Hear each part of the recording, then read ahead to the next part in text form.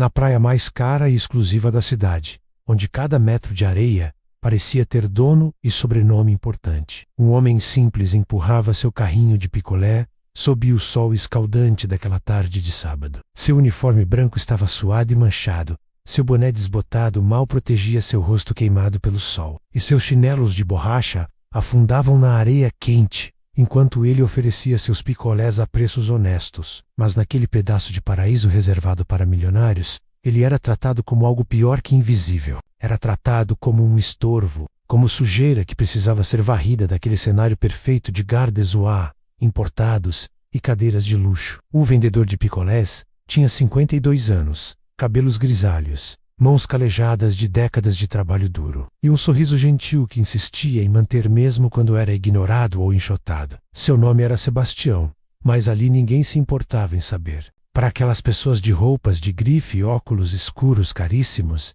ele era apenas mais um vendedor ambulante incomodando sua paz, invadindo seu território exclusivo, ousando pisar na mesma areia que seus pés bronzeados artificialmente. Naquele sábado específico, a humilhação que Sebastião enfrentaria ultrapassaria todos os limites da decência humana. Ele não imaginava que aquele seria o dia em que sua vida mudaria completamente, o dia em que a máscara de humildade, que usava há anos, finalmente cairia, revelando uma verdade que faria todas aquelas pessoas ricas e arrogantes engolirem suas palavras venenosas e seu desprezo cruel. A tarde começou como tantas outras. Sebastião empurrava seu carrinho pela areia, oferecendo picolés de fruta para famílias que fingiam não vê-lo, para casais que viravam o rosto com nojo, para grupinhos de jovens ricos que riam dele pelas costas. Seu carrinho era velho, mas bem cuidado, pintado à mão com cores desbotadas pelo tempo. Os picolés que vendia eram honestos, feitos com frutas de verdade, sem químicas ou enganações, mas isso não importava para aquele público que preferia bebidas importadas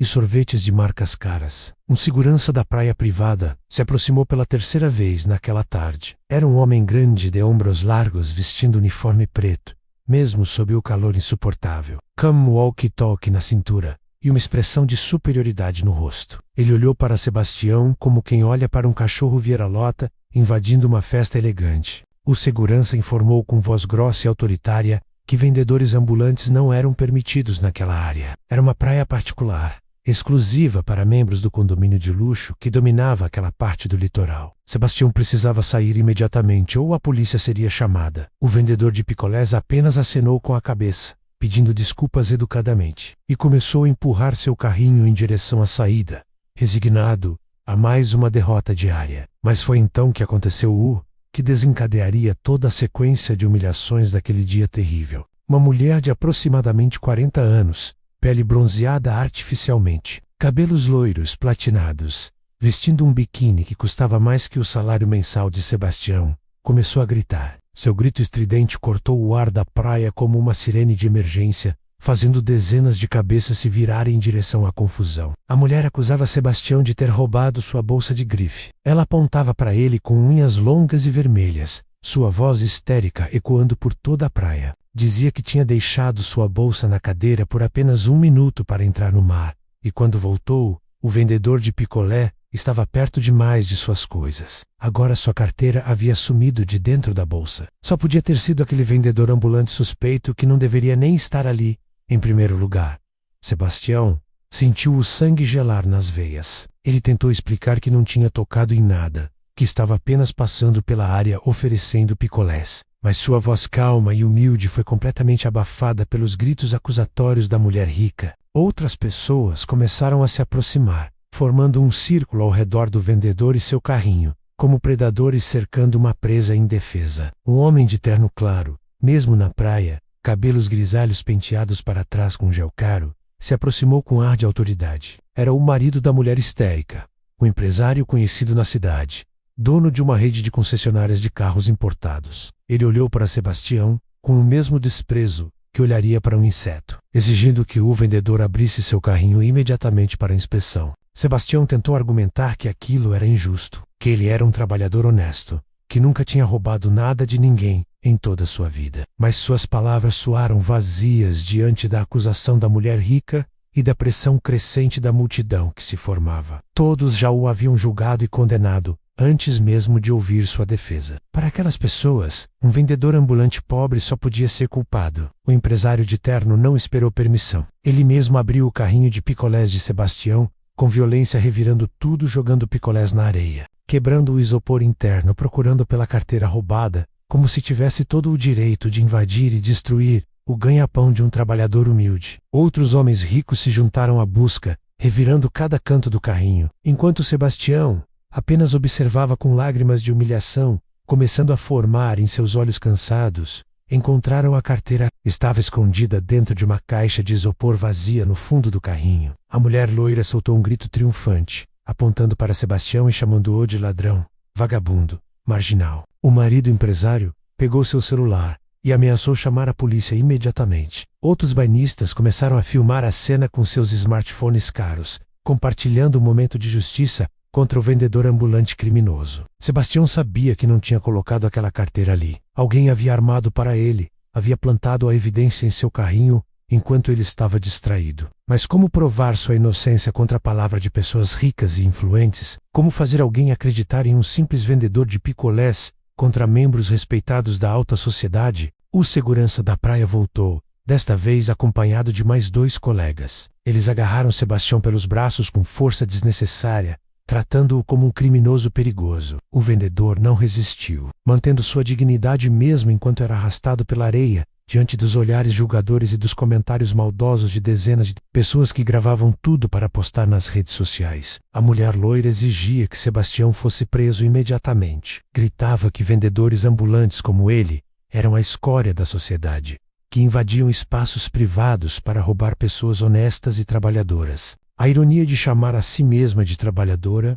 enquanto passava o sábado deitada na praia, não passou despercebida por Sebastião. Mas ele permaneceu em silêncio, aceitando a humilhação com a mesma resignação com que aceitava o sol escaldante todos os dias. Outros banhistas se juntaram ao coro de acusações. Diziam que já suspeitavam daquele vendedor há semanas, que ele sempre parecia suspeito demais, que ambulantes como ele só traziam problemas para praias exclusivas. Algumas mulheres checavam suas bolsas nervosamente, como se Sebastião tivesse poderes mágicos para roubar à distância. Um grupo de jovens ricos ria abertamente, fazendo piadas cruéis sobre a aparência humilde e o cheiro de suor do vendedor de picolés. Sebastião foi levado para uma área de serviço do condomínio, um lugar escondido onde os ricos não precisavam ver o tratamento dado aos indesejados. Ali ele foi forçado a esvaziar seus bolsos, que continham apenas algumas moedas, um documento de identidade gasto pelo tempo e a chave de um pequeno quarto onde morava. Os seguranças reviraram tudo com desdém,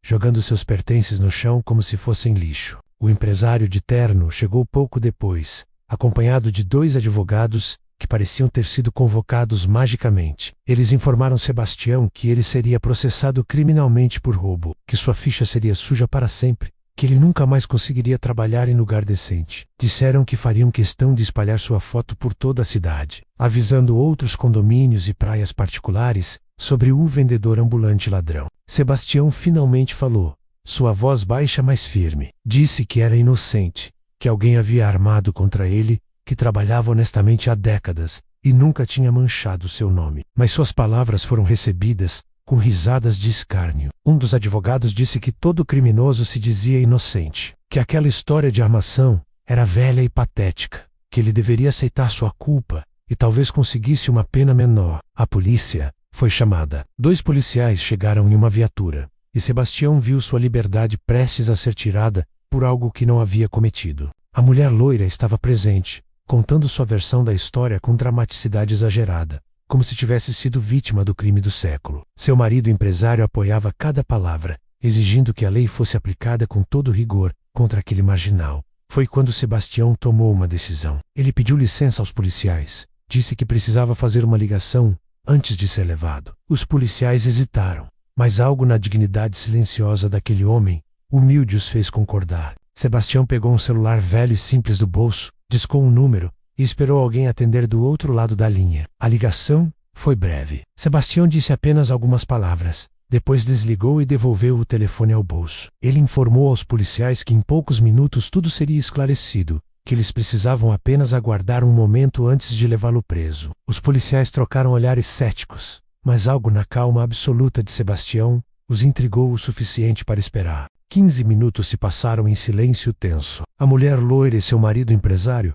ficavam cada vez mais impacientes, exigindo que Sebastião fosse levado imediatamente. Os seguranças da praia concordavam, dizendo que aquilo era perda de tempo. Mas os policiais decidiram aguardar mais um pouco, talvez por curiosidade, talvez por um pressentimento de que algo estava errado naquela história toda. Foi então que o barulho de um motor potente começou a ecoar pela praia, vindo do mar. Todas as cabeças se viraram em direção à água. Um iate imenso, do tipo que só milionários de verdade podem possuir, estava se aproximando da costa. Era uma embarcação espetacular, branca e reluzente, com 3 andares, facilmente custando dezenas de milhões de reais. O iate parou a uma distância respeitável da praia, e um bote menor foi lançado ao mar, trazendo 3 pessoas em direção à areia. Sebastião observava tudo em silêncio, seu rosto sereno, finalmente mostrando um leve sorriso. A máscara de humildade estava prestes a cair, e a verdade que tinha escondido por tanto tempo finalmente seria revelada. Para todas aquelas pessoas que o trataram como lixo, como ladrão, como menos que humano naquela tarde de humilhação na praia mais cara da cidade. O bote motorizado cortava as ondas com velocidade impressionante, deixando um rastro de espuma branca atrás de si. As 3 pessoas a bordo vestiam roupas claramente caras, óculos escuros de grife, e carregavam uma postura de autoridade que fazia até mesmo os ricos da praia parecerem comuns. O barulho do motor foi diminuindo conforme o bote se aproximava da areia, até finalmente parar completamente quando tocou a parte rasa da água. A primeira pessoa a descer foi um homem alto, de aproximadamente 35 anos, vestindo um terno branco impecável, mesmo ali na praia. Seus sapatos de couro caros afundaram na areia molhada, sem que ele demonstrasse qualquer incômodo. Atrás dele viera uma mulher elegante de cabelos escuros presos em um coque sofisticado, trajando um conjunto social de alfaiataria perfeita, e outro homem mais velho, grisalho, carregando uma pasta executiva de couro legítimo. Os 3 caminharam com propósito em direção ao grupo que cercava Sebastião. Seus passos firmes na areia chamavam a atenção de todos os banhistas, que agora esqueciam completamente do vendedor de picolés acusado de roubo e focavam naqueles recém-chegados que claramente pertenciam a um nível de riqueza muito superior ao da maioria das pessoas presentes. A mulher loira que havia acusado Sebastião franziu a testa, confusa com aquela chegada teatral. Seu marido empresário ajeitou o terno nervosamente, tentando entender o que estava acontecendo e se aquilo tinha alguma relação com o caso do vendedor ambulante ladrão. Os seguranças da praia se entreolharam sem saber como proceder diante daquelas pessoas obviamente importantes que chegavam de um iate milionário. O homem de terno branco parou diretamente na frente dos policiais e de Sebastião. Ele tirou os óculos escuros devagar, revelando olhos azuis penetrantes e um rosto que misturava a juventude com uma seriedade empresarial impressionante. Sua voz era firme e educada, mas carregava um tom de autoridade inquestionável quando finalmente falou, pedindo licença aos policiais para entender a situação. Os policiais explicaram rapidamente o ocorrido. Um vendedor ambulante havia sido acusado de roubar a carteira de uma frequentadora da praia particular.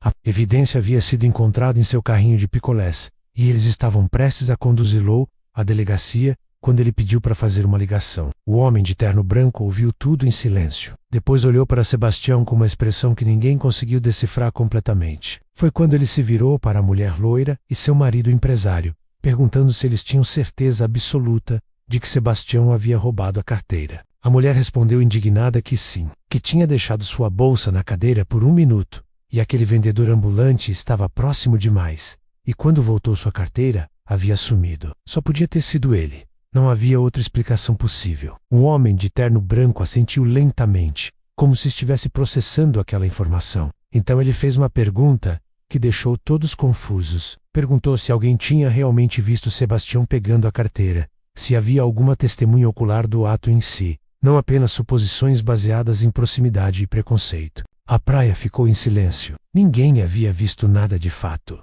Todos apenas assumiram que o vendedor pobre era o culpado óbvio. A mulher de cabelos escuros que havia chegado no bote se adiantou. Ela abriu uma bolsa executiva e retirou um tablet moderno, digitando rapidamente na tela com dedos ágeis. Depois de alguns segundos, ela virou a tela para os policiais, mostrando algo que fez os rostos deles mudarem completamente de expressão. Era uma gravação de câmera de segurança, mas não das câmeras da praia. Era de uma câmera particular, instalada discretamente no próprio carrinho de picolés de Sebastião. A gravação mostrava tudo com clareza cristalina. Mostrava Sebastião empurrando seu carrinho pela areia, parando longe da mulher loira e sua bolsa, oferecendo picolés para outras pessoas que o ignoravam. Mostrava o momento em que ele foi abordado pelo segurança e começou a se afastar da área. E mostrava de forma incontestável o momento em que um jovem de bermuda, cara e óculos escuros, se aproximava do carrinho por trás, abria rapidamente uma das caixas de isopor, enfiava uma carteira dentro e se afastava casualmente como se nada tivesse acontecido. Os policiais pediram para ver a gravação novamente. A mulher de cabelos escuros reproduziu o vídeo mais uma vez. E desta vez todos puderam ver o rosto do jovem que havia plantado a evidência. Era o filho da mulher loira, um rapaz de 19 anos que estava entre o grupo de jovens ricos que haviam rido de Sebastião mais cedo. Ele agora estava pálido, tentando discretamente se afastar da multidão. Mas os policiais já o haviam identificado. A mulher loira ficou branca, depois vermelha, suas mãos tremendo, enquanto tentava processar o que acabara de ver. Seu marido empresário parecia ter sido atingido por um raio, sua boca abrindo e fechando, sem conseguir formar palavras. O filho deles havia armado tudo. Havia roubado a carteira da própria mãe e plantado no carrinho do vendedor de picolés, provavelmente como uma brincadeira cruel, como diversão sádica, para impressionar seus amigos ricos e entediados. Mas a verdadeira surpresa ainda estava por vir. O homem de terno branco finalmente falou novamente, desta vez se apresentando formalmente. Ele disse seu nome, Ricardo Almeida, e explicou que era o diretor executivo de operações da Almeida Holdings, um dos maiores conglomerados empresariais do país, com atuação em dezenas de setores diferentes. A empresa tinha patrimônio avaliado em bilhões de reais e era conhecida nacionalmente por sua influência econômica e política. Ricardo então apontou para Sebastião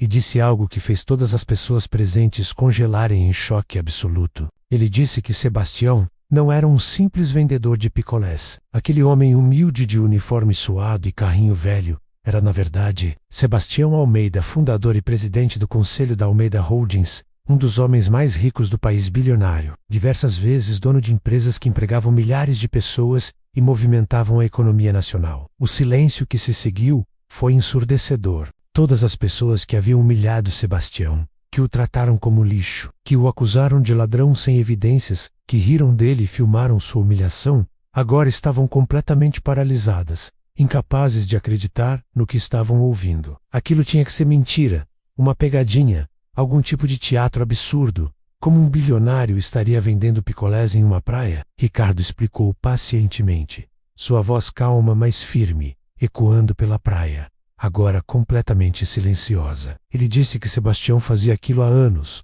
todo sábado, em diferentes praias da cidade. Era uma prática pessoal dele, uma forma de nunca esquecer de onde veio, de como começou sua vida, trabalhando em empregos humildes, antes de construir seu império empresarial. Era também uma forma de observar como as pessoas tratavam aqueles que consideravam inferiores, de testar o caráter da sociedade que o cercava. A mulher de cabelos escuros, que se apresentou como doutora Márcia Santos, advogada-chefe da Almeida Holdings, acrescentou informações devastadoras. Ela disse que tudo havia sido documentado. Cada insulto, cada humilhação, cada momento de preconceito e injustiça que Sebastião sofreu naquela praia estava gravado e seria usado como evidência em processos judiciais. A empresa processaria todos os envolvidos por difamação, calúnia, danos morais e tentativa de incriminação falsa. O homem mais velho que havia chegado no bote se apresentou como Dr. Fernando Costa, diretor jurídico da empresa. Ele explicou friamente que o condomínio responsável pela praia particular também seria processado por discriminação e violação de direitos, já que vendedores ambulantes licenciados têm direito legal de trabalhar em praias públicas, e aquela área, apesar de administrada privativamente, era tecnicamente uma praia pública sob jurisdição municipal. A mulher loira começou a gaguejar tentativas patéticas de pedidos de desculpas. Seu marido empresário, que minutos antes exigia a prisão de Sebastião com tanta veemência, agora tentava se explicar dizendo que foi tudo um mal-entendido, que eles nunca quiseram realmente prejudicar ninguém, que estavam apenas protegendo seus pertences. Suas palavras soavam vazias e desesperadas diante da realidade que se descortinava. Os seguranças da praia pareciam querer desaparecer dentro da areia. Eles haviam tratado um bilionário como criminoso, o haviam arrastado com força desnecessária, revistado seus pertences com desprezo. Agora, enfrentavam não apenas a humilhação pública, mas também a certeza de processos trabalhistas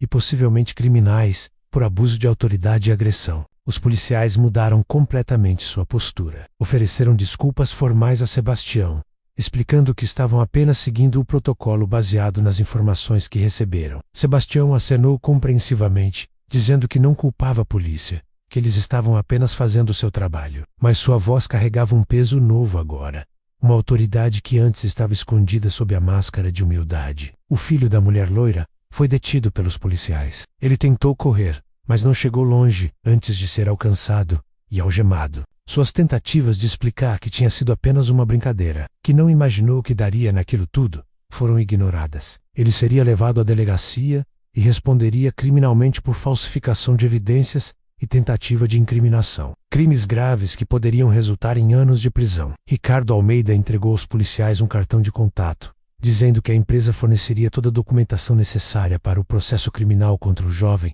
e todos os outros envolvidos na humilhação de seu pai. Ele também mencionou que a gravação do carrinho, que registrava áudio e vídeo continuamente durante todo o dia de trabalho de Sebastião, capturou cada comentário maldoso, cada riso cruel, cada olhar de desprezo direcionado ao vendedor de picolés. Dezenas de pessoas na praia agora reviravam suas memórias desesperadamente, tentando lembrar se haviam dito ou feito algo ofensivo naquela tarde. Muitas haviam filmado a humilhação de Sebastião e postado nas redes sociais, comemorando a captura de um suposto ladrão. Agora essas mesmas pessoas corriam para deletar seus posts, mas era tarde demais. A equipe jurídica de Sebastião já havia capturado e documentado tudo. Um homem na multidão, que havia feito piadas particularmente cruéis sobre o cheiro de suor de Sebastião, tentou se aproximar para pedir desculpas. Doutora Márcia o impediu com um gesto firme, informando que ele receberia uma notificação judicial em sua residência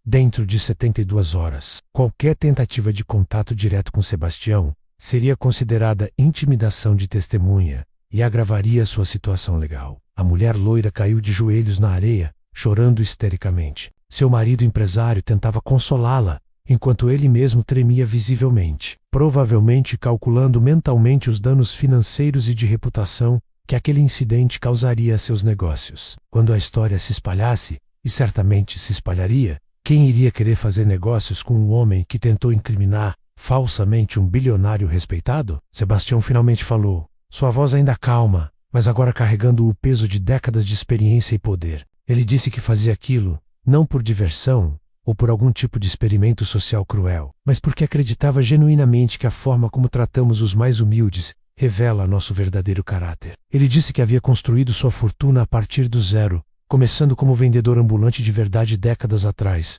e nunca quis esquecer aquela realidade. Ele explicou que testava praias diferentes todo sábado, observando como as pessoas tratavam vendedores ambulantes, garçons, seguranças, funcionários de limpeza. Dizia que as pessoas mostravam quem realmente eram quando pensavam estar lidando com alguém sem poder ou influência. E naquela praia específica, naquele sábado terrível, ele havia encontrado alguns dos piores exemplos de preconceito, crueldade e injustiça que já experimentou em anos fazendo aquilo. A notícia se espalhou pela praia como fogo em mato seco. Em questão de minutos, praticamente todos os banhistas daquela área exclusiva sabiam que o homem humilde que vendia picolés, o homem que muitos haviam ignorado ou tratado com desdém, era na verdade um dos bilionários mais poderosos do país. Os celulares disparavam mensagens frenéticas, ligações urgentes eram feitas, e um clima de pânico absoluto tomou conta daquele pedaço de areia que antes exalava arrogância e superioridade. Sebastião permanecia sereno observando o caos que sua revelação havia causado. Ele não demonstrava satisfação ou vingança no rosto, apenas uma tristeza profunda, ao constatar mais uma vez como a humanidade podia ser cruel com aqueles considerados inferiores. Sua expressão era de alguém que esperava ser surpreendido positivamente, mas que novamente havia encontrado apenas decepção e confirmação de seus piores receios sobre a natureza humana. Ricardo Almeida, seu filho e diretor executivo, conversava discretamente com os policiais, fornecendo informações adicionais e garantindo que o processo legal seguiria todos os trâmites corretos. Ele explicou que a Almeida Holdings tinha um departamento jurídico com mais de 50 advogados especializados, e que casos como aquele seriam tratados com máxima prioridade e rigor. Ninguém sairia impune depois de tentar destruir a reputação e a liberdade de seu pai. O marido empresário da mulher loira finalmente conseguiu encontrar sua voz novamente. Ele se aproximou com passos trêmulos, as mãos estendidas em súplica, tentando estabelecer algum tipo de diálogo com Sebastião. Sua voz saía entrecortada, misturando pedidos de desculpas com tentativas desesperadas de minimizar o ocorrido. Dizia que tudo havia sido um terrível mal-entendido, que jamais tiveram intenção de prejudicar alguém inocente, que estavam apenas reagindo ao que parecia ser uma situação óbvia de roubo. Sebastião o ouviu em silêncio, sem interrompê-lo, mas também sem demonstrar qualquer sinal de compreensão ou perdão. Quando o empresário finalmente terminou sua súplica patética, Sebastião respondeu com voz tranquila que ecoou pela praia silenciosa. Ele disse que o problema não era o mal-entendido em si, mas a velocidade com que todos haviam julgado e condenado um homem baseando-se apenas em sua aparência, humilde, e sua posição social considerada inferior. Sebastião perguntou ao empresário se ele teria agido da mesma forma, caso o acusado fosse outro frequentador rico daquela praia, alguém vestindo roupas de grife e dirigindo carros importados. A resposta era óbvia para todos os presentes. Claro que não. Teria havido investigação cuidadosa, dúvida razoável, presunção de inocência. Mas como era apenas um vendedor ambulante pobre, todos assumiram automaticamente sua culpa, reviraram seus pertences sem permissão, destruíram seu ganha-pão e exigiram sua prisão imediata sem qualquer evidência real. O empresário não conseguiu responder. Sua boca se abriu e fechou inutilmente, porque não havia resposta que pudesse justificar ou amenizar a verdade, nua e crua, do preconceito que havia demonstrado. Sua esposa continuava chorando na areia, o rosto completamente arruinado pela maquiagem que escorria com as lágrimas, transformando sua aparência, antes impecável, em algo quase grotesco. Márcia Santos, advogada-chefe, começou a circular pela praia com um tablet, identificando pessoas específicas que haviam participado ativamente da humilhação de Sebastião. Ela anotava nomes, tirava fotografias discretas e informava cada um individualmente que receberiam notificações judiciais. Alguns tentaram argumentar que não haviam feito nada além de assistir, mas ela explicava friamente que omissão e cumplicidade silenciosa também tinham consequências legais quando resultavam em dano moral comprovado. Um grupo de 3 mulheres que haviam rido alto quando Sebastião foi arrastado pelos seguranças, agora choravam abraçadas, percebendo que suas risadas haviam sido capturadas em vídeo e seriam usadas como evidência em tribunal. Elas tentaram se aproximar de Sebastião para implorar por misericórdia, mas foram impedidas pela equipe jurídica que o cercava como uma barreira protetora. O tempo para compaixão e compreensão havia passado no momento em que escolheram zombar do sofrimento de outro ser humano. Os seguranças da praia particular estavam em situação ainda mais grave. Dr. Fernando Costa, o diretor jurídico, explicou que eles haviam cometido múltiplas violações legais. Haviam agredido fisicamente Sebastião sem justificativa legal, já que ele não estava cometendo nenhum crime, e vendedores ambulantes licenciados têm direito de transitar em praias públicas. Haviam revistado seus pertences sem mandado ou autorização. Haviam usado força excessiva contra alguém que não oferecia resistência. Cada ação seria detalhada em processos criminais individuais. O administrador do condomínio responsável pela praia chegou correndo, claramente tendo sido informado da situação por ligação urgente. Era um homem de meia-idade, vestindo camisa polo e calças caqui, carregando uma pasta cheia de documentos. Seu rosto estava vermelho de tanto correr na areia sob o sol forte, e ele suava copiosamente enquanto tentava entender a extensão do desastre que havia acontecido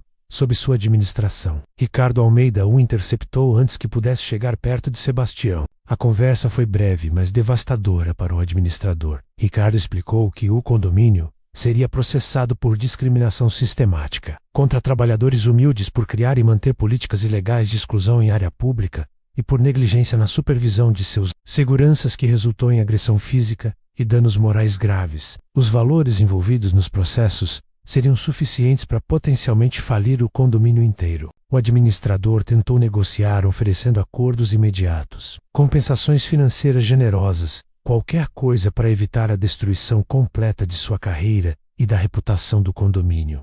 Mas Ricardo foi inflexível. Não haveria acordos nem negociações privadas. Tudo seria resolvido publicamente em tribunal, para que servisse de exemplo e precedente legal para outros estabelecimentos que praticavam discriminação similar contra trabalhadores humildes. Enquanto isso, mais pessoas continuavam chegando à praia. Jornalistas que haviam captado os primeiros rumores da história através das redes sociais apareciam com câmeras e microfones, tentando obter declarações de qualquer pessoa envolvida. A administração do condomínio tentou impedir a entrada da imprensa, mas Ricardo pessoalmente autorizou sua presença, dizendo que a verdade deveria ser exposta para o público sem filtros ou manipulações.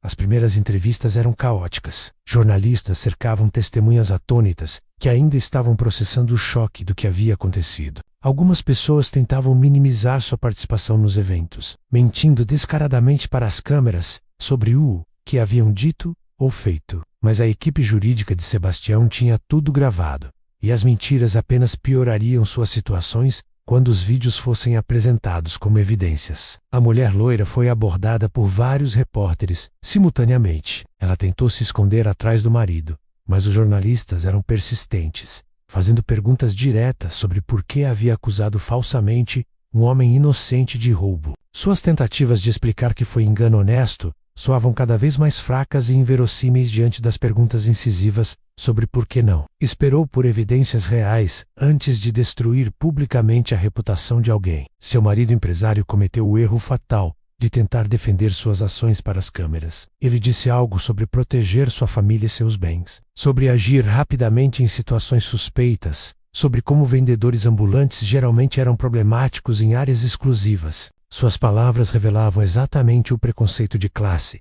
que havia motivado toda a injustiça. E os jornalistas imediatamente perceberam o ouro jornalístico daquela confissão inconsciente de discriminação. As redes sociais explodiram. Os vídeos que as pessoas haviam postado celebrando a captura do suposto ladrão foram salvos e repostados por milhares de usuários, agora com contexto completo e comentários devastadores sobre preconceito e injustiça. Hashtags surgiram espontaneamente, transformando o incidente em trending topic nacional. A opinião pública se voltava violentamente contra todos os envolvidos na humilhação de Sebastião. Empresas patrocinadoras começaram a cortar relações com o condomínio da praia. Marcas de luxo que tinham acordos comerciais com o estabelecimento emitiam comunicados rápidos, distanciando-se do incidente e cancelando contratos. Ninguém queria ser associado a um caso tão claro de discriminação e injustiça que estava gerando indignação nacional. O dano à reputação era irreversível e se espalhava como veneno para todos os conectados ao local.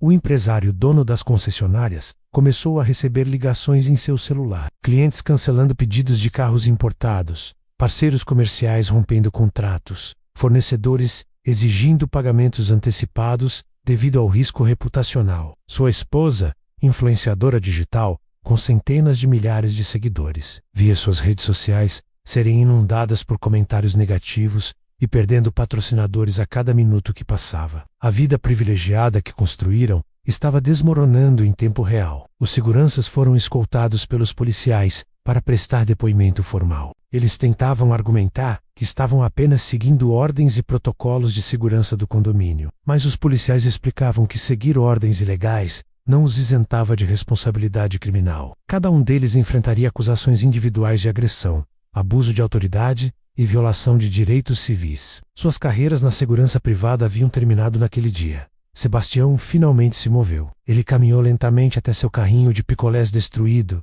observando os picolés derretidos na areia, o isopor quebrado, a pintura arranhada pela violência com que haviam revistado tudo. Ele tocou o carrinho com carinho, como quem toca uma lembrança preciosa danificada por vandalismo insensível. Aquele carrinho representava algo importante para ele, uma conexão com suas origens, e havia sido destruído por pessoas que nunca entenderiam seu valor simbólico. Ricardo se aproximou do pai, colocando a mão em seu ombro com um gesto protetor. Ele perguntou baixo se Sebastião estava bem, se queria ir embora daquele lugar e deixar que os advogados cuidassem de tudo. Mas Sebastião balançou a cabeça negativamente. Ele disse que precisava ficar, que precisava ver as consequências de suas ações até o fim, que aquelas pessoas precisavam entender completamente o impacto de seus preconceitos e sua crueldade casual.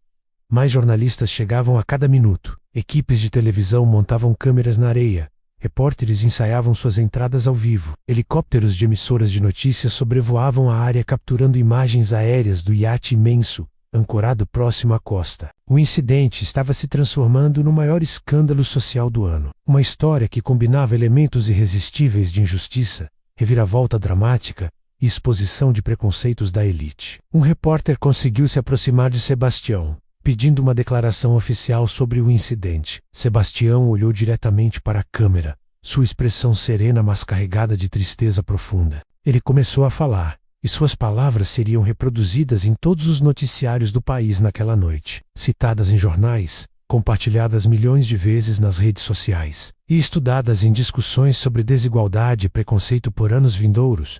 Sebastião respirou fundo antes de começar a falar para a câmera. Sua voz era firme mas gentil, carregando décadas de experiência e sabedoria acumulada, através de uma vida que começou na pobreza absoluta e alcançou o topo da pirâmide econômica. Ele disse que não estava fazendo aquilo por vingança ou por algum tipo de prazer sádico em expor as pessoas. Estava fazendo porque acreditava profundamente que a sociedade precisava de um espelho cruel para enxergar suas próprias falhas e preconceitos enraizados. Ele explicou que havia nascido em uma família extremamente pobre no interior do país, filho de trabalhadores rurais que mal conseguiam colocar comida na mesa. Sua primeira experiência com trabalho foi aos 7 anos de idade, ajudando o pai na lavoura sob o sol escaldante, ganhando alguns trocados para complementar a renda familiar miserável. Aos 12 anos, mudou-se sozinho para a capital, dormindo em abrigos e trabalhando como vendedor ambulante de picolés nas praias, para sobreviver. Durante aqueles anos difíceis de adolescência e juventude,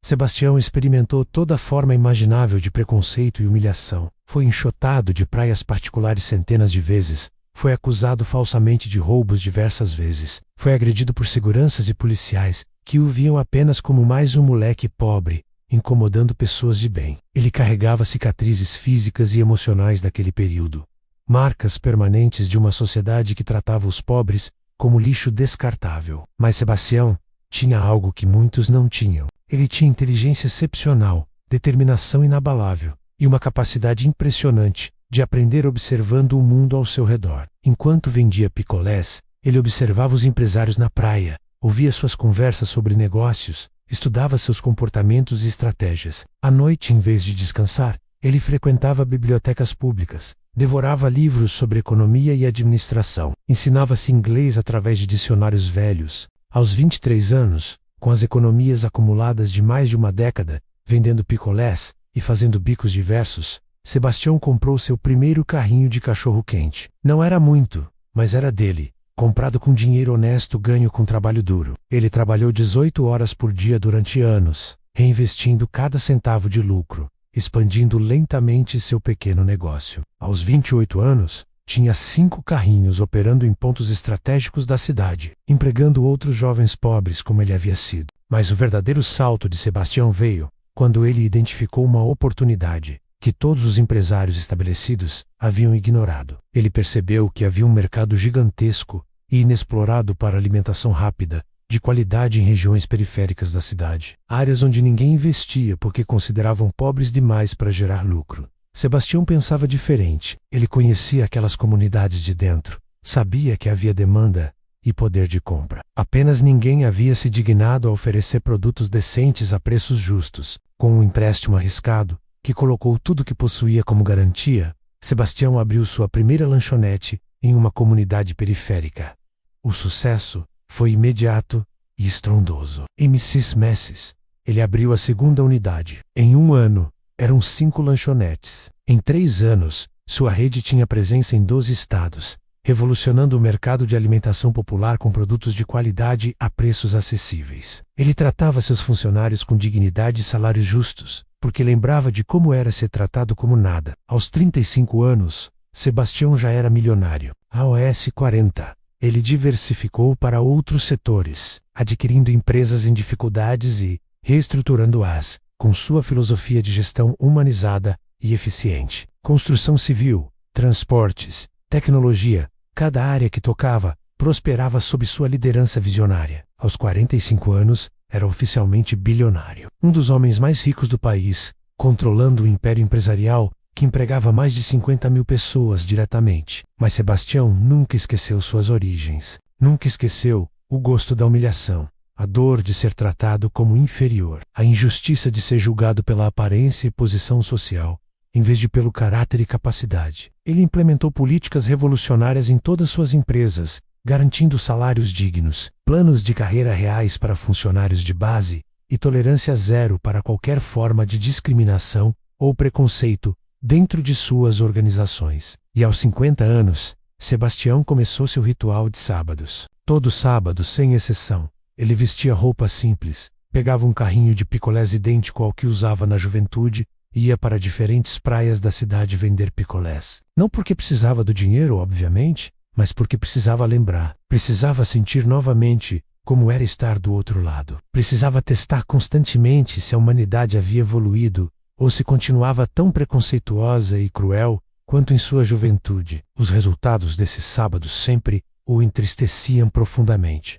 Em 10 anos fazendo aquilo, Sebastião podia contar nos dedos de uma mão as vezes em que foi tratado com genuína gentileza e respeito por pessoas ricas em praias exclusivas. Na maioria das vezes, era ignorado, enxotado, humilhado. Algumas vezes, como naquele dia terrível, a crueldade alcançava níveis que ultrapassavam sua imaginação, provando que décadas de progresso social haviam mudado muito pouco na essência do preconceito humano. Sebastião disse para a câmera que não estava revelando sua identidade naquele dia, por orgulho ferido ou desejo de vingança. Estava fazendo porque aquele incidente específico havia cruzado uma linha inaceitável. Tenter incrimina Lou falsamente por um crime que não cometeu, destruir seu ganha-pão, exigir sua prisão sem qualquer evidência real. Tudo baseado apenas em preconceito de classe, era algo que precisava ter consequências reais e públicas. Não por ele, mas pelas milhares de pessoas humildes que sofriam injustiças similares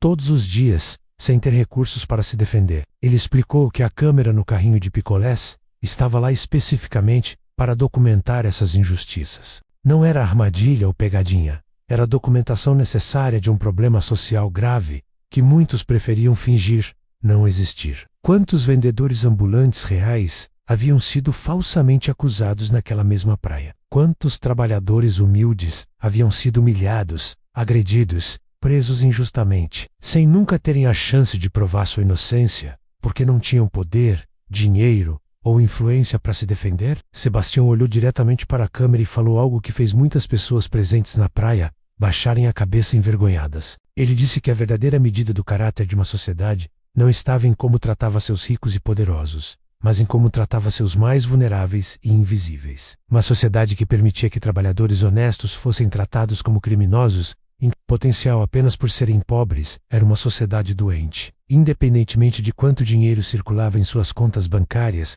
ou quão bonitas eram suas praias particulares, ele disse que processaria todos os envolvidos, não porque queria o dinheiro das indenizações, que seria insignificante comparado à sua fortuna, mas porque queria estabelecer precedentes legais, queria que ficasse registrado oficialmente, em documentos judiciais permanentes, que discriminação tem consequências, que preconceito tem preço, que humilhar os humildes não era aceitável nem tolerável em uma sociedade minimamente civilizada. Os valores das indenizações seriam doados integralmente para organizações que defendiam direitos de trabalhadores ambulantes e outros profissionais vulneráveis. Jornalistas faziam perguntas gritadas de várias direções, mas Sebastião levantou a mão pedindo silêncio. Ele ainda não havia terminado. Disse que o filho da mulher loira, o jovem que plantou a carteira em seu carrinho, representava um problema ainda mais grave que o preconceito dos adultos. Aquele garoto havia sido criado em um ambiente de privilégio absoluto, sem nunca aprender empatia ou consequências reais para suas ações. Para ele, armar uma situação que poderia resultar na prisão de um homem inocente era apenas diversão, entretenimento cruel, para impressionar seus amigos igualmente mimados. Sebastião disse que aquele jovem iria para a cadeia, e que não haveria acordos ou privilégios especiais por causa da riqueza de sua família. O sistema de justiça precisava funcionar igualmente para todos, e se um jovem pobre de periferia seria preso por crime similar, então um jovem rico de condomínio de luxo também seria. Mais que isso, a experiência serviria como lição brutal, mas necessária, sobre como suas ações tinham impacto real na vida de outras pessoas, algo que claramente nunca lhe havia sido ensinado. Ele virou-se para a mulher loira, que assistia tudo escondida atrás do marido, seu rosto destruído por lágrimas e vergonha. Sebastião disse diretamente para ela que entendia o instinto de proteger seus pertences, mas que havia uma diferença abissal entre cautela razoável e acusação baseada puramente em preconceito. Ela não tinha visto ele roubando nada, não tinha nenhuma evidência real, apenas assumiu que o homem pobre próximo de suas coisas era automaticamente culpado. Quantas vidas ela já havia prejudicado com esse tipo de pensamento ao longo de sua existência privilegiada? O marido empresário tentou interromper, mas Sebastião o silenciou com um olhar. Ele disse ao empresário que homens em posições de poder tinham responsabilidade especial de serem justos e cuidadosos. Ao exigir a prisão imediata de alguém sem evidências, ao revirar os pertences de um trabalhador humilde sem autorização legal, ao usar sua posição social para intimidar e humilhar, ele havia abusado de seu poder de forma grotesca. E descobriria, nos processos que viriam, que poder social não estava acima da lei. Sebastião então se dirigiu aos seguranças, que estavam sendo escoltados pelos policiais, mas ainda podiam ouvi-lo. Disse que entendia que eles trabalhavam seguindo ordens, mas que existia uma linha entre seguir protocolos e cometer abusos. Quando agarraram um homem que não oferecia resistência, com força excessiva, quando revistaram seus pertences sem autorização, quando o arrastaram pela areia tratando-o como criminoso violento, haviam cruzado essa linha conscientemente. Agora pagariam o preço de suas escolhas. Por fim, Sebastião falou sobre o condomínio e sua administração. Disse que investigações revelaram que aquela não era a primeira vez que vendedores ambulantes eram ilegalmente expulsos daquela praia pública. Havia um padrão sistemático de discriminação, de tratamento diferenciado, baseado em aparência e classe social. Havia relatos documentados de trabalhadores humildes sendo barrados enquanto visitantes ricos eram bem-vindos. Tudo em flagrante violação de leis que garantiam acesso público às praias. As palavras de Sebastião ecoaram pela praia, agora completamente lotada de curiosos, jornalistas e equipes de televisão. O silêncio que se seguiu ao final de seu discurso era pesado, carregado de culpa coletiva e vergonha profunda. Muitas pessoas na multidão nunca haviam parado para pensar sobre como tratavam trabalhadores humildes. Nunca questionaram seus próprios preconceitos inconscientes.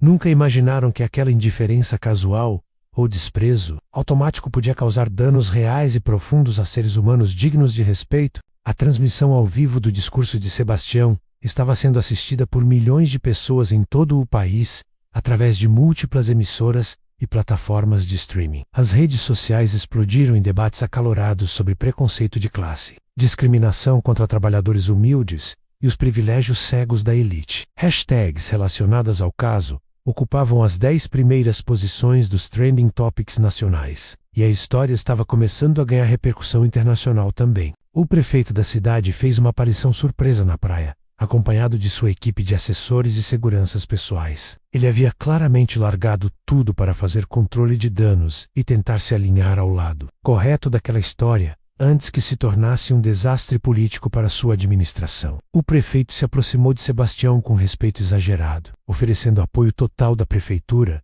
e prometendo investigações imediatas sobre todas as praias particulares da cidade. Sebastião aceitou o aperto de mão do prefeito, mas não demonstrou entusiasmo particular pela súbita preocupação política. Ele sabia reconhecer oportunismo quando via, sabia que aquele interesse repentino tinha mais a ver com eleições futuras do que com genuína preocupação por justiça social, mas aceitaria qualquer aliado que pudesse ajudar a transformar aquele incidente em mudanças reais e duradouras nas políticas públicas da cidade. O prefeito anunciou para as câmeras que assinaria um decreto emergencial, garantindo fiscalização rigorosa de todas as áreas de praia administradas privativamente. Vendedores ambulantes licenciados teriam seus direitos de acesso garantidos e protegidos por lei, com multas pesadas para estabelecimentos que tentassem impedi-los ilegalmente. Haveria também treinamento obrigatório sobre discriminação e direitos civis para todos os seguranças, trabalhando em áreas públicas, mesmo que administradas por entidades privadas. Enquanto isso,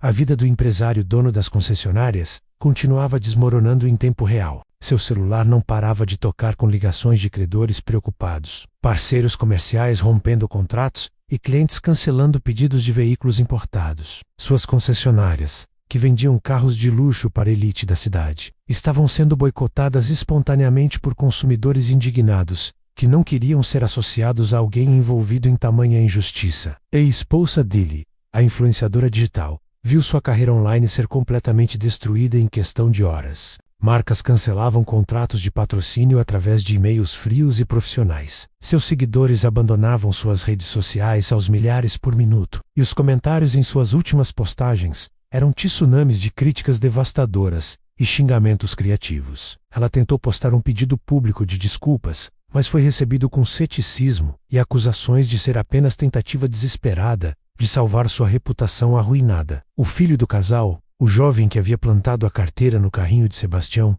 estava sendo levado para a delegacia na viatura policial. Suas tentativas de ligar para advogados da família eram ignoradas, porque todos os advogados competentes da cidade já sabiam que pegar aquele caso seria suicídio profissional. Ninguém queria ser visto defendendo alguém que tentou incriminar falsamente um dos homens mais respeitados e poderosos do país, especialmente quando havia vídeo incontestável do crime sendo cometido. As redes sociais haviam identificado rapidamente o jovem e estavam dissecando cada aspecto de sua vida privilegiada online. Fotos antigas dele ostentando riqueza, fazendo comentários preconceituosos em posts diversos, demonstrando completa falta de empatia ou consciência social. Tudo estava sendo compilado e compartilhado milhões de vezes. Ele estava experimentando pela primeira vez na vida as consequências reais de anos de comportamento impune e mimado. O condomínio responsável pela praia particular estava em modo de crise total. O conselho administrativo convocou reunião emergencial. Advogados foram contratados às pressas, e empresas de relações públicas especializadas em gestão de crises receberam propostas desesperadas de contratos milionários. Mas todos sabiam que não havia estratégia de relações públicas capaz de limpar aquela mancha. O dano à reputação era permanente e irreversível. Moradores do condomínio começaram a receber ligações de amigos e familiares, perguntando se era verdade que viviam naquele lugar horrível, onde trabalhadores humildes eram tratados como criminosos. Alguns moradores, horrorizados pelo que havia acontecido sob sua administração condominial, começaram processos para vender seus apartamentos e sair dali o mais rápido possível. Outros organizavam petições internas, exigindo mudança completa da administração e reforma total das políticas de segurança. Os 3 seguranças que haviam agredido Sebastião estavam prestando depoimento na delegacia, suas vozes tremendo enquanto tentavam explicar suas ações. Eles alegavam que estavam apenas seguindo protocolos estabelecidos pela administração do condomínio, que haviam sido treinados para serem agressivos com vendedores ambulantes, que nunca imaginaram estar lidando com alguém importante. Suas defesas apenas confirmavam o preconceito sistemático embutido nas operações do estabelecimento. De volta à praia, Ricardo Almeida estava dando entrevistas seletivas para jornalistas escolhidos cuidadosamente. Ele explicava que seu pai havia lhe contado sobre os sábados disfarçado como vendedor ambulante apenas alguns anos atrás, e que inicialmente havia pensado que era ideia perigosa e desnecessária. Mas Sebastião insistia que precisava daquilo, que era sua forma de permanecer conectado com a realidade da maioria das pessoas, de nunca esquecer suas origens humildes. Ricardo revelou que a família inteira havia implorado para Sebastião parar com aqueles sábados arriscados, depois de alguns incidentes preocupantes. Havia o dia em que Sebastião foi empurrado violentamente por um segurança, machucando as costas. Havia o dia em que um grupo de adolescentes ricos havia virado seu carrinho na areia por diversão cruel, destruindo horas de trabalho. Havia incontáveis dias de insultos, humilhações verbais e tratamento desumano que deixavam Sebastião emocionalmente exausto e tristemente desiludido com a humanidade. Mas Sebastião sempre insistia em continuar. Dizia que precisava daqueles sábados como lembretes constantes de por que construíra seu império empresarial da forma que construiu, com foco em dignidade humana e tratamento justo. Dizia que se parasse, começaria a se distanciar da realidade, começaria a pensar como os outros bilionários, começaria a esquecer que a maioria das pessoas vivia vidas completamente diferentes da sua rotina privilegiada de helicópteros particulares e reuniões em salas de diretoria.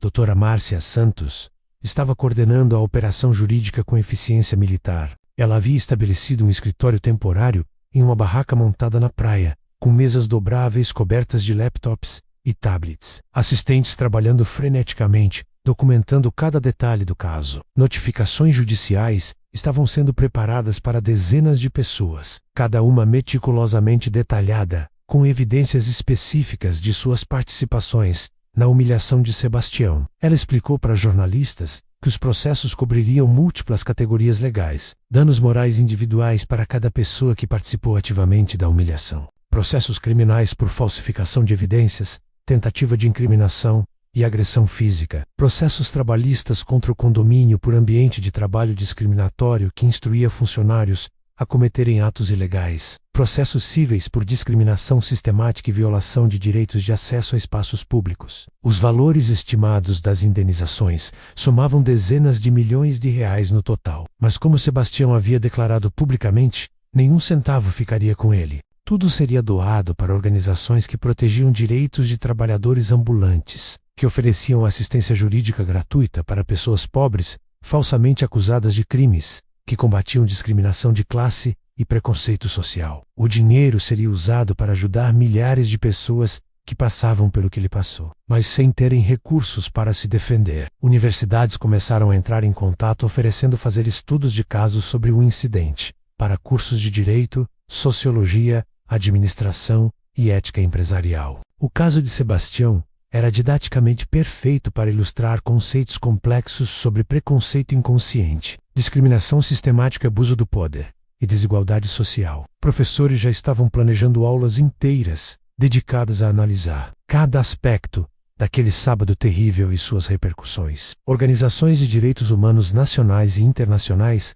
emitiram declarações elogiando a coragem de Sebastião em expor publicamente a discriminação que trabalhadores humildes enfrentavam diariamente. Algumas organizações solicitaram reuniões para discutir como seu caso poderia ser usado para pressionar por mudanças legislativas mais amplas, criando proteções legais mais fortes para trabalhadores vulneráveis contra acusações falsas e tratamento discriminatório. A Ordem dos Advogados do Brasil anunciou que abriria investigação sobre possível conduta antiética de qualquer advogado que tivesse aconselhado o empresário ou o condomínio a proceder com a acusação contra Sebastião sem evidências adequadas. A organização também ofereceu apoio pro bono para processar qualquer estabelecimento na cidade que mantivesse políticas discriminatórias, similares contra trabalhadores ambulantes ou outras categorias vulneráveis. Sindicatos de trabalhadores ambulantes, que existiam, mas eram historicamente fracos e desorganizados, viram suas filas crescerem exponencialmente. Vendedores de picolés, vendedores de água, artesãos de praia, todos queriam se organizar coletivamente para proteger seus direitos depois de ver o que havia acontecido com Sebastião. Líderes sindicais falavam em greves e manifestações caso as autoridades não garantissem proteção adequada contra discriminação e abuso. A história estava se transformando em movimento social. Protestos começaram a ser organizados em praias de todo o país, com trabalhadores ambulantes e seus apoiadores exigindo respeito, dignidade e fim da discriminação sistemática. Cartazes mostravam fotos de Sebastião em seu uniforme humilde de vendedor de picolés, transformando-o em símbolo de resistência contra preconceito e injustiça de classe. Sebastião observava tudo com expressão complexa, misturando satisfação e melancolia. Satisfação porque finalmente algo estava mudando, porque sua humilhação não havia sido em vão, porque milhares de trabalhadores humildes poderiam beneficiar das mudanças que aquele incidente estava catalisando. Mas melancolia porque havia precisado chegar àquele ponto, porque apenas quando um bilionário disfarçado era maltratado, as pessoas se importavam, porque trabalhadores reais sofriam diariamente, sem que ninguém ligasse ou fizesse nada a respeito. A segunda-feira após o incidente amanheceu com um caso de Sebastião dominando absolutamente todos os veículos de comunicação do país. Jornais impressos dedicavam páginas inteiras à história. Revistas semanais antecipavam suas edições para cobrir o escândalo. Programas de televisão matutinos debatiam cada detalhe por horas seguidas. Sebastião Almeida, o bilionário que vendia picolés para testar a humanidade, havia se tornado o assunto mais comentado e analisado do momento. As ações das empresas da Almeida Holdings dispararam na Bolsa de Valores. Investidores interpretavam o incidente como demonstração de liderança ética excepcional, algo raro no mundo corporativo brasileiro, dominado por escândalos de corrupção e comportamento antiético. Analistas financeiros escreviam relatórios destacando que empresas lideradas por pessoas com valores morais fortes tendiam a ter melhor desempenho a longo prazo, e Sebastião havia provado publicamente seu caráter de forma inequívoca. Simultaneamente, todas as empresas associadas ao empresário dono das concessionárias enfrentavam queda livre em suas avaliações. Investidores vendiam ações desesperadamente, Fornecedores cancelavam contratos, bancos reavaliavam linhas de crédito. Sua rede de concessionárias, que empregava centenas de pessoas, estava à beira da falência completa. Funcionários inocentes enfrentavam a possibilidade de desemprego por causa da arrogância e preconceito de seu proprietário. O filho do casal passou o fim de semana na cadeia, experimentando pela primeira vez na vida privilegiada como era ser tratado como criminoso comum. Ele dividiu cela com outros presos que reconheceram seu rosto dos noticiários e não demonstraram simpatia particular por um garoto rico mimado que tentou arruinar a vida de um trabalhador honesto. A experiência foi brutal e assustadora, um choque violento de realidade que nenhuma quantidade de dinheiro da família podia amenizar. Na segunda-feira de manhã, ele finalmente conseguiu advogado disposto a representá-lo. Era um advogado de segunda linha, não os criminalistas famosos que a família normalmente contrataria, porque nenhum profissional de primeira linha queria tocar aquele caso radioativo. O advogado foi franco durante a primeira reunião na sala de visitas da delegacia. As evidências eram irrefutáveis.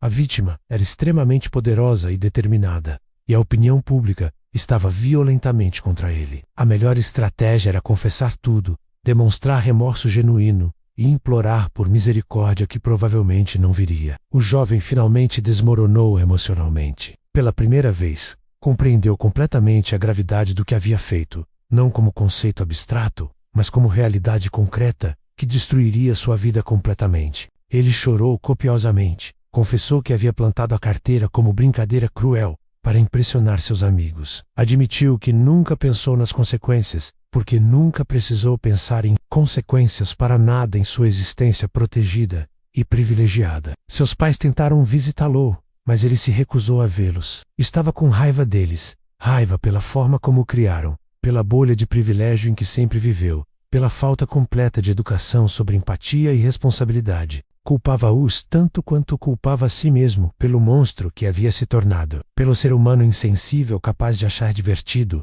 destruir a vida de outra pessoa por puro entretenimento. Enquanto isso, investigações revelavam que o caso não era isolado. Jornalistas investigativos cavaram fundo e descobriram pelo menos outros 5 casos, documentados em que vendedores ambulantes haviam sido falsamente acusados de roubo naquela mesma praia ao longo dos últimos 3 anos. Em todos os casos, as acusações foram eventualmente retiradas por falta de evidências, mas os danos às reputações dos trabalhadores já estavam feitos. Alguns perderam licenças de trabalho, outros foram espancados por vigilantes antes que a verdade viesse à tona. A descoberta desses casos anteriores transformou o incidente de Sebastião de episódio isolado em evidência de padrão sistemático de discriminação e abuso. O Ministério Público Federal abriu investigação criminal contra a administração do condomínio por práticas discriminatórias sistemáticas. Promotores queriam saber se havia instruções oficiais para seguranças tratarem vendedores ambulantes como criminosos em potencial, se havia treinamento específico que incentivava esse comportamento preconceituoso. Documentos internos do condomínio vazados para a imprensa confirmaram as piores suspeitas. Havia e-mails de gerentes instruindo seguranças a serem especialmente rigorosos com vendedores ambulantes, a encontrarem qualquer desculpa para remove clause da praia, a tratá-los de forma intimidadora para disencourage a loss do voter. Havia até bônus oferecidos para seguranças que conseguissem manter a praia completamente livre de trabalhadores ambulantes durante períodos específicos de alta temporada turística. A revelação desses documentos desencadeou nova onda de indignação pública. Não era apenas preconceito individual de pessoas ruins, era discriminação institucionalizada, construída em políticas oficiais e incentivada através de estruturas de recompensa. A administração do condomínio havia criado deliberadamente um ambiente que encorajava e recompensava tratamento desumano de trabalhadores vulneráveis. Era sistemático, calculado e absolutamente indefensável. O presidente do conselho administrativo do condomínio renunciou sob pressão esmagadora. 3 gerentes foram demitidos imediatamente. Todos os seguranças receberam suspensão temporária enquanto investigações internas eram conduzidas. O condomínio contratou firma especializada em diversidade e inclusão para reformular completamente suas políticas e treinar todos os funcionários. Mas o estrago estava feito, e a reputação do estabelecimento estava permanentemente manchada. Sebastião não ficou satisfeito apenas com mudanças naquele condomínio específico. Ele usou sua influência considerável para pressionar por reformas em escala municipal e eventualmente estadual. Reuniu-se pessoalmente com secretários de governo vereadores, deputados estaduais, apresentando propostas concretas de legislação que protegeria trabalhadores ambulantes contra discriminação e garantiria processos justos antes que qualquer acusação pudesse ser feita. Políticos que normalmente seriam difíceis de alcançar atendiam suas ligações imediatamente. Ninguém queria estar do lado errado daquela história. Ninguém queria ser visto se opondo a reformas que protegiam trabalhadores vulneráveis, depois que o caso havia mobilizado a opinião pública tão intensamente. Sebastião usava seu poder econômico e influência política de forma estratégica, mas sempre para objetivos que beneficiariam milhares de trabalhadores, sem voz ou poder. Uma semana após o incidente, a Câmara Municipal aprovou por unanimidade a Lei Sebastião, batizada informalmente em sua homenagem. A legislação estabelecia multas severas para estabelecimentos que discriminassem trabalhadores ambulantes licenciados, criava processo formal de denúncia e investigação, e garantia compensação automática para trabalhadores que provassem ter sido vítimas de discriminação. Era vitória legislativa sem precedentes, conquistada em velocidade recorde devido à pressão pública massiva. Mas Sebastião sabia que leis eram apenas papel, se não fossem aplicadas corretamente.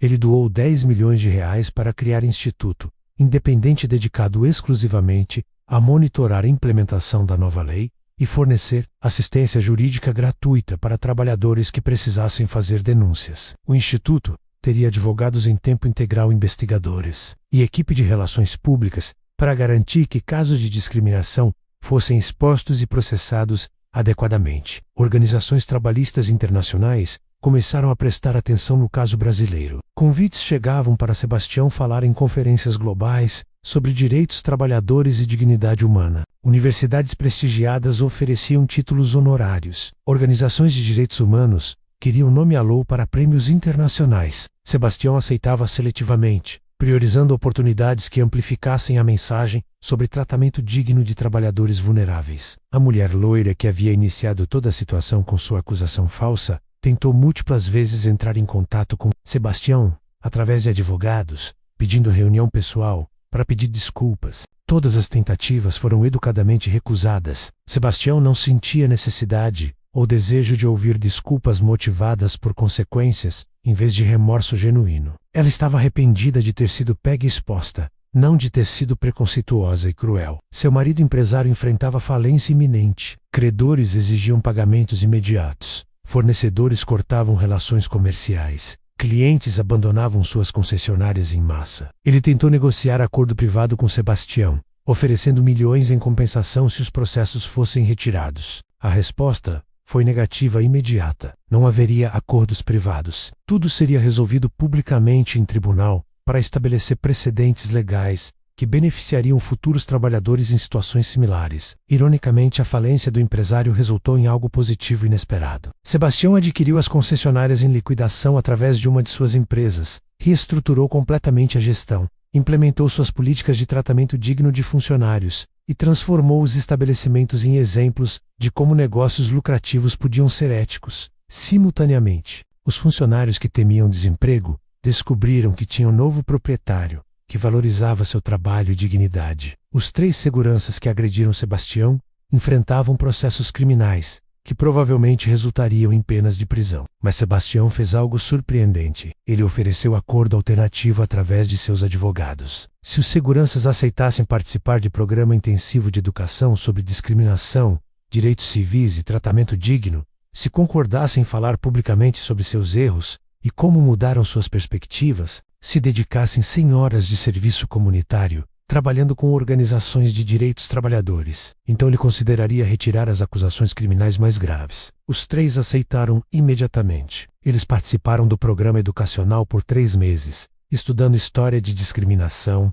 psicologia de preconceito, legislação de direitos civis, ética profissional. Eles falaram em escolas, universidades e treinamentos corporativos sobre como o preconceito inconsciente os levou a cometer injustiças graves. Eles trabalharam como voluntários ajudando vendedores ambulantes a obter licenças e navegar burocracia municipal. A transformação foi genuína e profunda. Sebastião acreditava em responsabilização, mas também acreditava em redenção quando as pessoas demonstravam mudança autêntica. Os seguranças haviam sido produtos de sistema que os treinou para serem discriminatórios, e mereciam chance de se tornarem melhores pessoas quando assumiam responsabilidade por seus erros. Era a abordagem mais matizada que simples vingança, focada em mudança real em vez de apenas punição. O caso continuava gerando ondas de mudança através de toda a sociedade. Empresas revisavam políticas de tratamento de funcionários e fornecedores. Escolas incorporavam o estudo do caso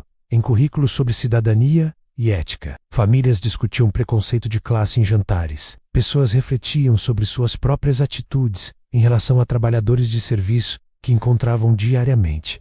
3 meses haviam se passado desde aquele sábado fatídico na praia mais cara da cidade. O verão dava lugar ao outono, e a história que havia dominado manchetes por semanas começava a se acomodar na consciência coletiva da sociedade, não como escândalo passageiro, mas como marco divisor de águas que mudou. Permanentemente conversa sobre classe, dignidade e justiça social no país, Sebastião estava em seu escritório, no último andar do edifício Cida Almeida Holdings, uma torre de vidro e aço que dominava o horizonte da cidade. A vista panorâmica mostrava o oceano ao longe, aquele mesmo oceano onde seu iate estava ancorado naquele dia transformador.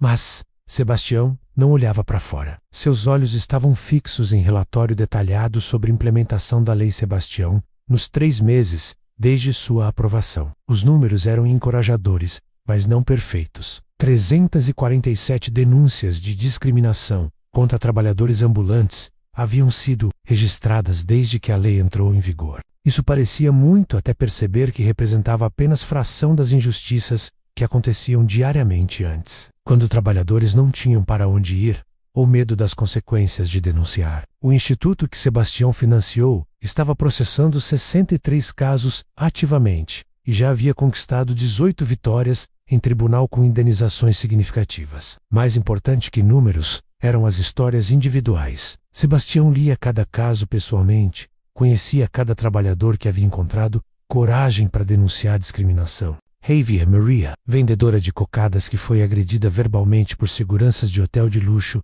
e agora tinha sentença favorável, com compensação, que permitiu abrir seu próprio negócio. Javier, vendedor de artesanato, que foi falsamente acusado de assédio e conseguiu limpar seu nome completamente com a ajuda dos advogados do instituto. Cada vitória individual representava a validação do sacrifício que Sebastião havia feito ao expor publicamente sua prática secreta dos sábados. Ele sabia que nunca mais poderia fazer aquilo anonimamente, que sua face era agora reconhecida instantaneamente em qualquer lugar do país. Havia perdido aquela conexão semanal com a realidade da classe trabalhadora, aquela experiência autêntica de ser tratado como invisível ou inferior. Mas em troca, havia criado estrutura que ajudaria milhares de pessoas que realmente viviam aquela realidade permanentemente. Ricardo entrou no escritório sem bater, como sempre fazia. Pai e filho haviam se tornado ainda mais próximos após os eventos daquele sábado. Ricardo havia testemunhado não apenas a coragem de seu pai, mas também sua sabedoria em transformar humilhação pessoal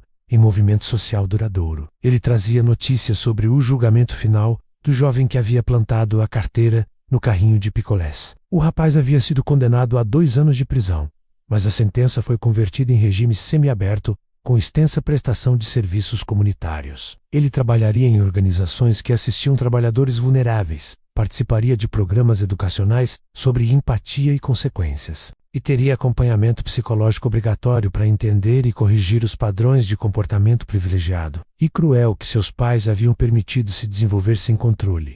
Sebastião aprovou silenciosamente a sentença. Era justa, equilibrava a responsabilização com oportunidade de redenção. O jovem ainda era moldável, ainda podia se tornar pessoa melhor se recebesse orientação adequada e consequências apropriadas. Sebastião não desejava destruir vida de ninguém, nem mesmo daqueles que tentaram destruir a sua naquela tarde terrível. Desejava mudança, aprendizado, evolução. Os pais do jovem haviam perdido praticamente tudo. O empresário declarou falência pessoal após perder suas concessionárias e enfrentar julgamentos milionários por danos morais. A esposa influenciadora nunca recuperou sua carreira online e estava trabalhando em emprego convencional pela primeira vez na vida adulta, experimentando realidade que sempre criticou e desprezou quando observada de sua bolha de privilégio. Ambos haviam sido forçados a vender mansão de luxo e se mudar para apartamento modesto em bairro classe média. Havia crueldade poética naquela reversão de fortunas, mas Sebastião não sentia satisfação particular com o sofrimento deles. Sentia apenas confirmação melancólica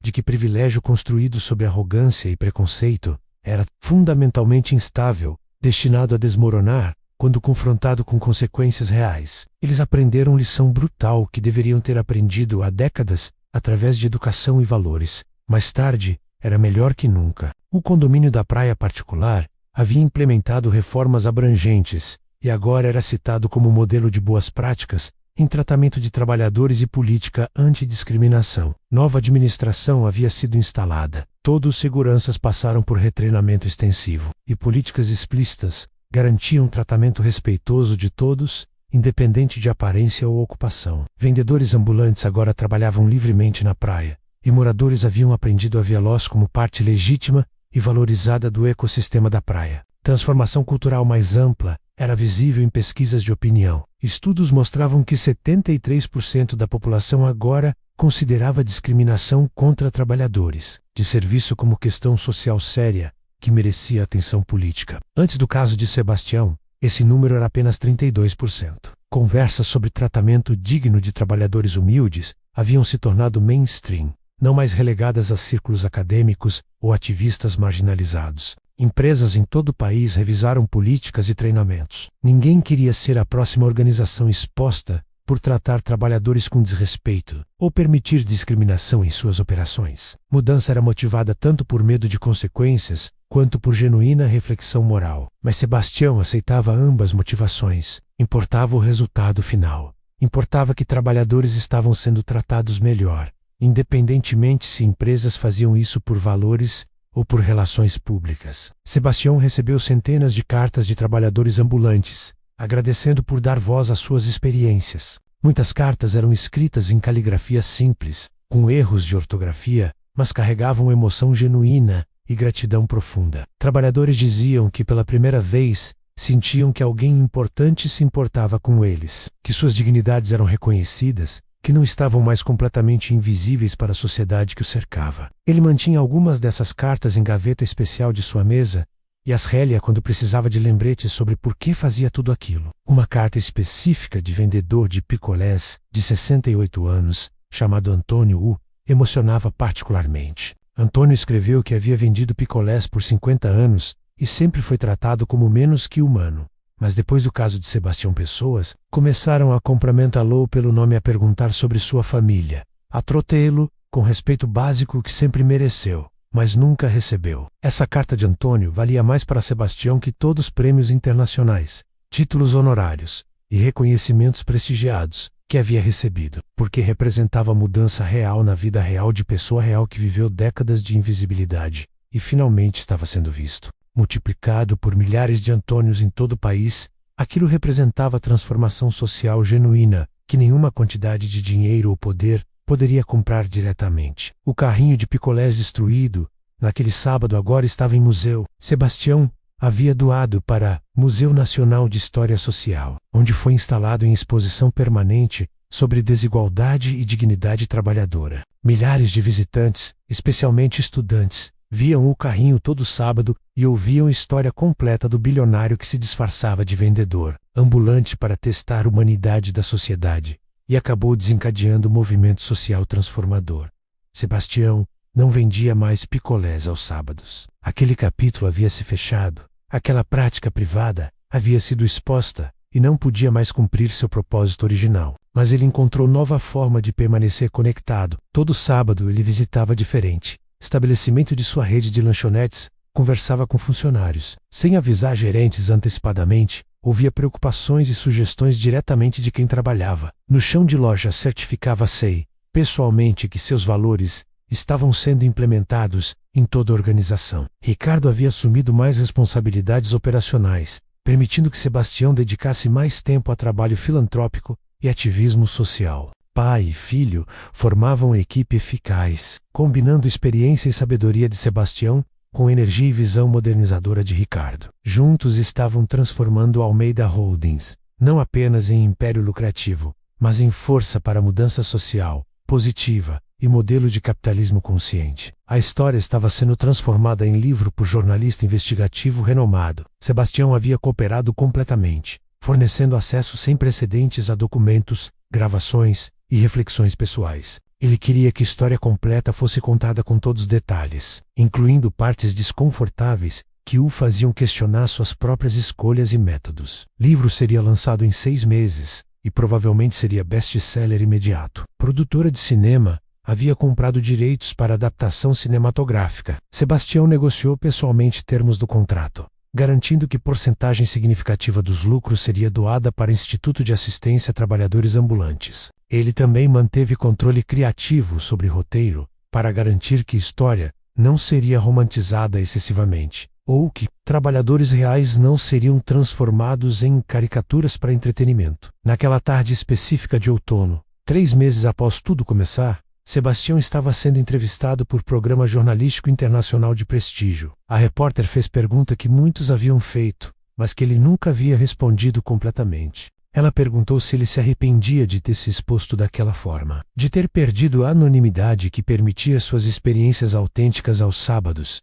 de ter transformado prática privada em espetáculo público. Sebastião pensou cuidadosamente antes de responder. Disse que sentia falta daqueles sábados anônimos, sentia falta da conexão direta com a realidade que eles proporcionavam, mas não se arrependia da exposição, porque havia gerado mudanças reais, que beneficiavam milhares de pessoas que realmente precisavam. Disse que tinha vivido 62 anos na Terra, havia acumulado riqueza, além de qualquer necessidade razoável, e se não, usasse esse privilégio para tentar melhorar o mundo para outros menos afortunados. Então qual era o propósito de tudo que havia conquistado? Ele refletiu sobre legado. Disse que empresas que construiu empregariam milhares por décadas, mas eventualmente seriam superadas ou absorvidas por competidores. Riqueza que acumulou seria herdada e eventualmente dispersa através de gerações. Mas mudanças sociais que ajudou a catalisar, conversas que ajudou a iniciar, consciência que ajudou a despertar sobre dignidade e tratamento justo. Aquilo poderia durar muito mais tempo, poderia mudar a trajetória da sociedade de formas que riqueza material nunca conseguiria. A entrevista terminou com Sebastião olhando pela janela para o oceano distante, refletindo sobre como um sábado terrível havia se transformado em catalisador para a mudança que ele vinha desejando provocar há anos. Ele havia pagado preço pessoal alto em termos de privacidade e anonimidade, mas ganhou algo mais valioso: a certeza de que havia usado seu privilégio e poder para fazer diferença real nas vidas de pessoas que a sociedade normalmente ignorava e descartava. Sebastião sabia que trabalho estava longe de completo. Preconceito de classe era problema profundamente enraizado que não seria resolvido por uma lei ou um movimento social. Mas havia começado algo importante. Havia provado que mudança era possível. Havia inspirado outros a continuar luta. E no final, talvez aquele fosse o legado mais importante que qualquer bilionário poderia deixar. Não quantia em conta bancária, mas diferença mensurável na dignidade e tratamento de seres humanos vulneráveis.